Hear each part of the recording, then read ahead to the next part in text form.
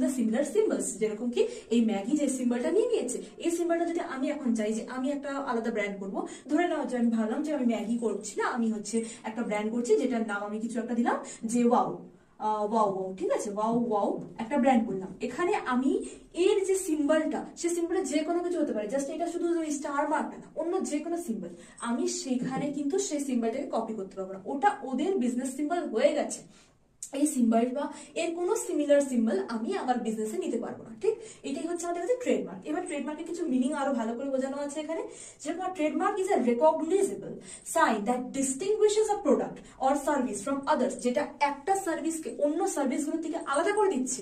আমাদের ট্রেডমার্কটা কি করছে, যেটা হচ্ছে আমাদের ব্যবসার একটা চিহ্ন। ট্রেডমার্ক দ্যাট মিনস যে ব্যবসার চিহ্ন। সো এই ব্যবসার চিহ্নটা কি করছে, অন্যান্য ব্যবসা থেকে আমাদের ব্যবসাটাকে আলাদা করছে, ঠিক আছে? নেক্সট কি, it can be a word, phrase, logo, design or a combination of these elements, সেটা ফ্রেজ